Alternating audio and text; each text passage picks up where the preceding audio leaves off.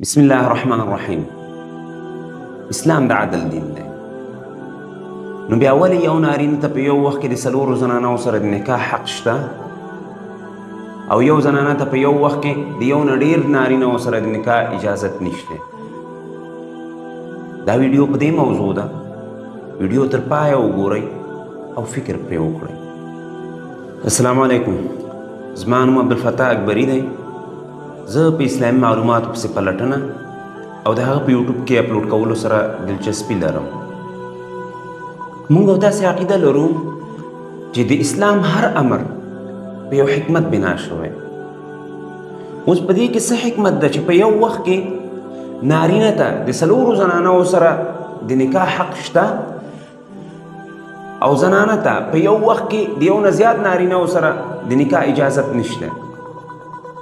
دا به تاسې ما سره توافق کوئ چې د زنانه جوړښت، د ژوند حالات، د ژوند مرحلې دا د نارینه په نسبت مختلف دي.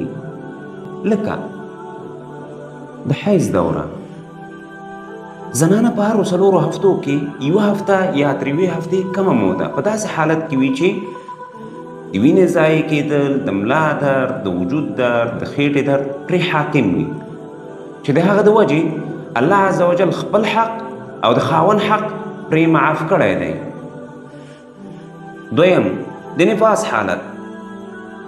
دا هغه دوره ده چې د ولادت نه وروسته تر 40 ورځو پورې دوام کوي او په دې کې زنانه د انتهایی سختې مرحلې نه تېرېږي او د همدې له وجې الله عز وجل ورته خپل حق او د هغې د خاوند حق معاف کړی دی او خاوند نشي کولی چې په دې حالت کې هم د خپل زنانه نه خپل خواهش پوره کړي. دریم، د حمل دوره.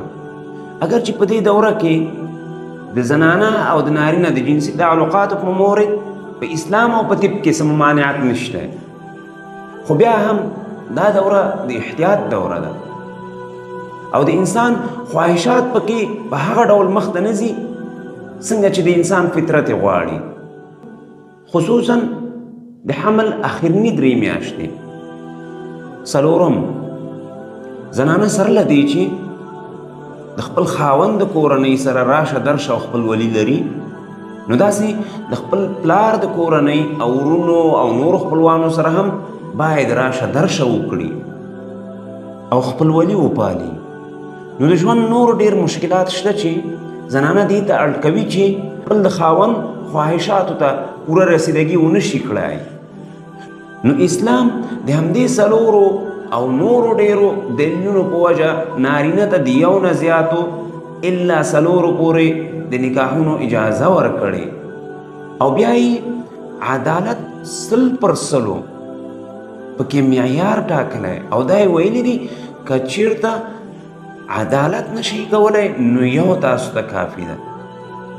د اسلام ډېرې زیاتې فایدې دي خو چې مونږ فکر پکې وکړو او د الله رب العالمین لازمه کړې چې تاسې باید په دې دین کې فکر وکوئ او تفکر وکوئ.